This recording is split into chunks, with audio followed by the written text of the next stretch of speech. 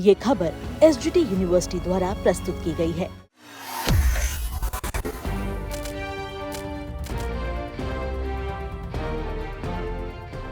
Supreme court ने अपने एक फैसले में बताया है कि कौन से मामलों में डीएनए टेस्ट का आदेश दिया जा सकता है, कब डीएनए टेस्ट जरूरी हो जाता है और निजता के अधिकार और पहचान के अधिकार में कौन ज्यादा महत्वपूर्ण है। कोर्ट ने कहा है कि निजता से ज्यादा महत्वपूर्ण बच्चे का पिता के बारे में जानने का अधिकार है।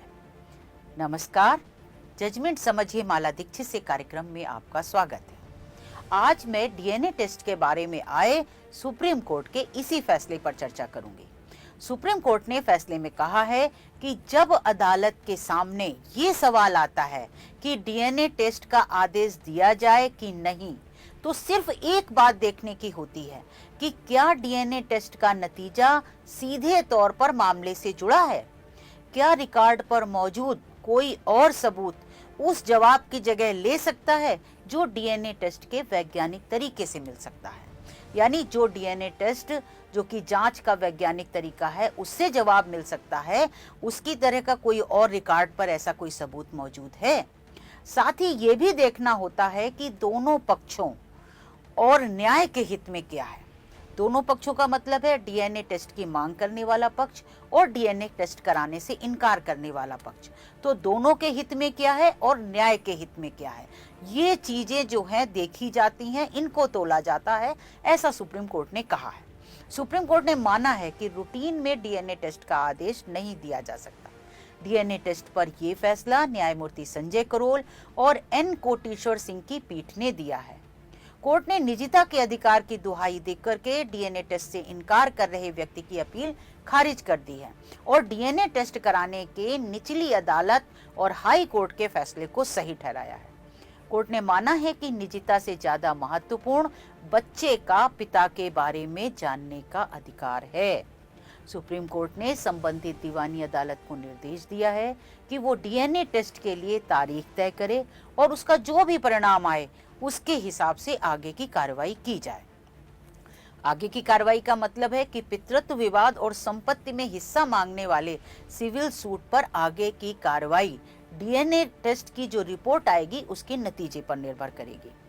तो इस फैसले में सुप्रीम कोर्ट ने पूर्व के कई फैसलों का जिक्र किया है जिनमें डीएनए टेस्ट के बारे में कानूनी स्थिति स्पष्ट की गई है और कोर्ट ने पाया कि डीएनए टेस्ट का आदेश रूटीन में नहीं दिया जा सकता। सुप्रीम कोर्ट ने अपने इस फैसले में उन पूर्व फैसलों में तय व्यवस्था का जिक्र करते हुए कहा कि मौजूदा मामले का जो सुप्रीम कोर्ट ने है उन फैसलों को देखते हुए विश्लेषण किया है जिसमें डीएनए टेस्ट के आदेश को चुनौती दी गई थी। मैं आपको थोड़ा सा ये बता दूं कि ये मामला क्या था जिसमें ये सुप्रीम कोर्ट ने फैसला दिया है। जिसमें सुप्रीम कोर्ट ने ये फैसला दिया है, इस मामले में एक व्यक्ति ने पितृत्व निर्धारण की मांग के साथ उस कथित पिता की संपत्ति में हिस्सा दिलाने के लिए ट्रायल कोर्ट में दीवानी मुकदमा दाखिल कर रखा है। ट्रायल कोर्ट और छत्तीसगढ़ हाई कोर्ट ने पितृत्व निर्धारण के लिए डीएनए टेस्ट का आदेश दिया था, जिसे पिता होने से इनकार कर रहे व्यक्ति ने सुप्रीम कोर्ट में चुनौती देते हुए ये अपील दाखिल की थी, जिस पर यह फैसला आया है।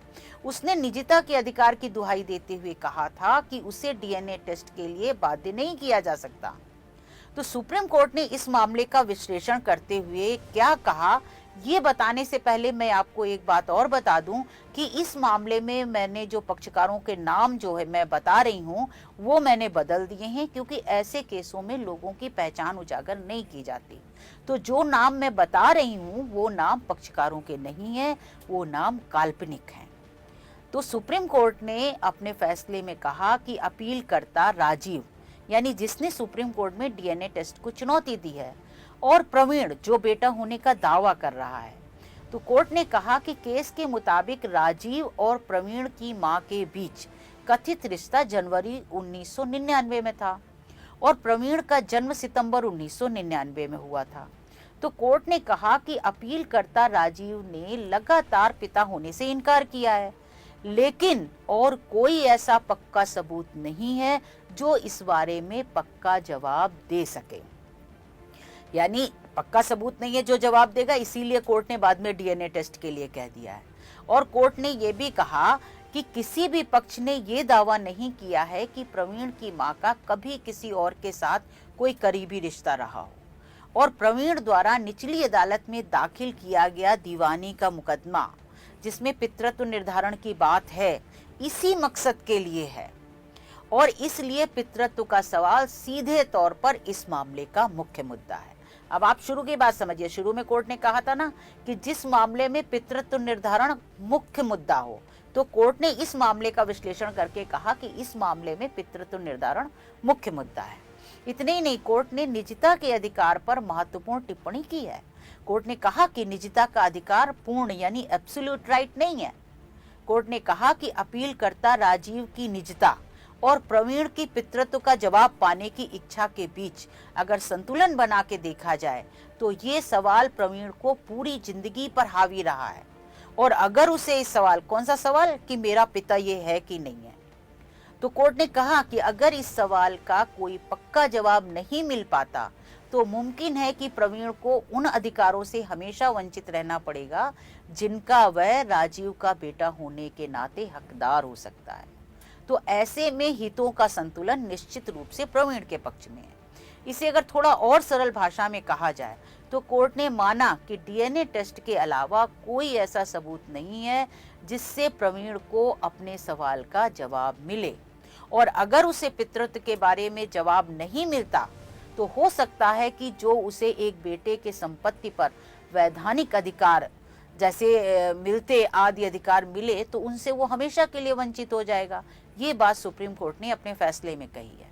तो ये फैसला बहुत महत्वपूर्ण है क्योंकि इसमें यह साबित होता है कि अगर किसी व्यक्ति की पहचान का मुद्दा शामिल हो और कोई और तरीका उसे पता करने का ना हो तो उन मामलों में दूसरे व्यक्ति की निजता की दलील कमजोर हो जाएगी और कोर्ट डीएनए टेस्ट का आदेश दे सकता है। तो आज बस इतना ही। फिर कुछ ऐसा ही महत्वपूर्ण फैसला आएगा तो मैं आपके साथ उस पर चर्चा करूंगी। आप मेरे साथ जुड़े रहे, इसके लिए धन्यवाद।